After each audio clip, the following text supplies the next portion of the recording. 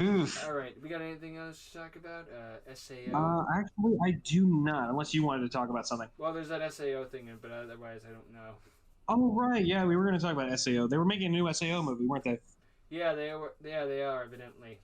That's neat. It's good. Yeah. If we give us a new SAO abridged, I'll deal with it. I wonder when the next SAO bridge is going to drop. 2 years. Probably. Oh, and They'll, they'll, it'll they'll be worth the wait. the SAO bridge stuff is amazing, but the SAO stuff, it's kind of a hit or miss. Because I think we all agree the first arc of the first season was amazing. Which is ironic given the ending. Right. The ending was kind of trash. But I don't know. I think of pretty much all of Alicization, with the exception of like one or two parts, was relatively amazing. Hmm. It actually felt like that original Game. season of SAO, Yeah. I guess, because I don't know. Alicization was really just like the peak of it for me, at least. Because I've seen most of SAO. I didn't really bother watching the third or fourth season. And then you skip right to the end. I kind of just skipped right through them to see if there was any semblance of anything that would potentially be good, but it wasn't. It was just more of them doing fairy arc stuff. Eh. I only watched the first Alicization. episode, so I can't comment. Well, Alicization, on the other hand, it basically it stripped Kirito of his harem first and foremost. Blasphemy. That's not how that works. Yeah. Instead of a harem, he's got a buddy in the form of Yu-Gi-Oh. Yu-Gi-Oh best boy. Yu-Gi-Oh. Does he play cards? Yu-Gi-Oh. I mean, they also have a character named Kayaba Akihiko. Oh well, yeah, I knew about that one. That's the first time I heard that name. I'm like, wait a minute. Sus. Yeah, right.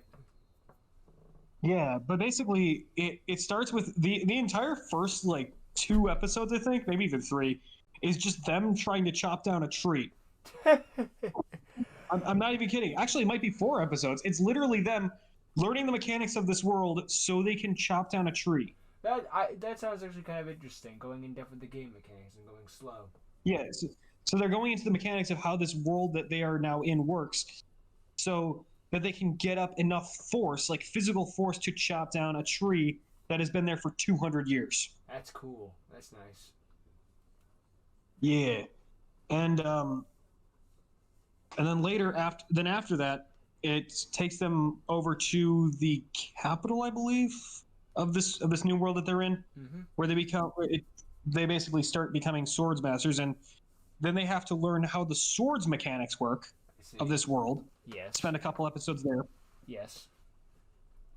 Which is relatively good. They learn.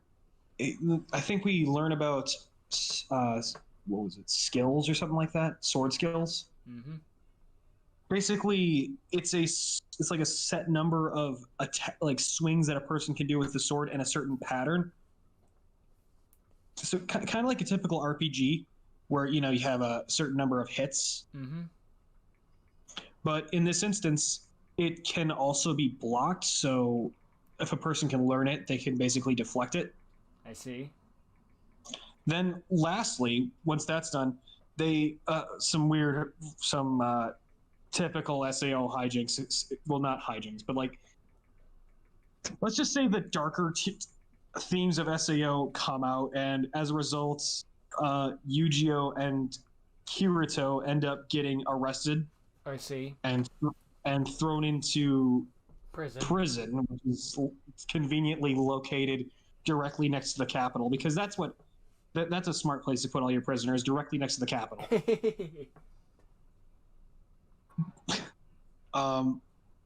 Yeah, the Capitol building. But they essentially they learn even more mechanics. Or actually, no, they utilize the mechanics they learn from the tree to escape.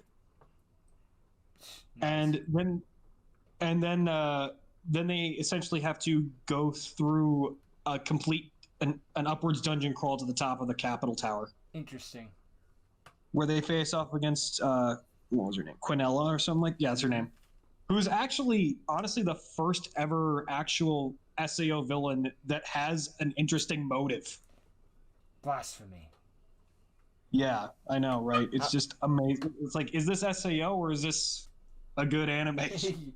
What's the motive? She wants to end all life or something? No, she wants to control all life. Ah, I Like see. she's a very. So here's the thing. She's a very. She she is an AI program who has discovered that she is an AI program. Oh crap! That's off to a bad start. What do you mean? Anytime you have like this AI realized it was an AI, it's like, oh no, this it's gonna go that no, it goes south after that every single time. Well, in fact, she just kind of doesn't care. And in fact, she realized that the creators of it were planning to do this interesting little test where it's like a purge from a bunch of hostile entities, I see. like all part of this weird program. Okay. And so she came up with a solution which would involve killing half of her population, but also 100% ensuring that their population would survive from the attack. I see. She wiped out all of her own kind to make sure her kind weren't wiped out.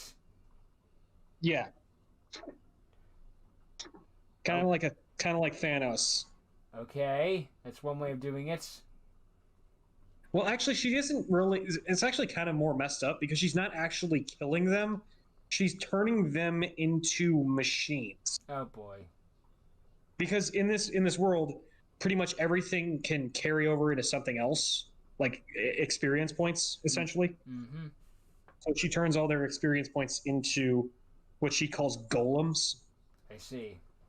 Well, at least that's her plan. Interesting. But yeah, I don't know. I think it was it was the first ever SAO arc that I've ever seen that actually had an interesting villain. It does sound interesting, yeah. And then obviously they killed her.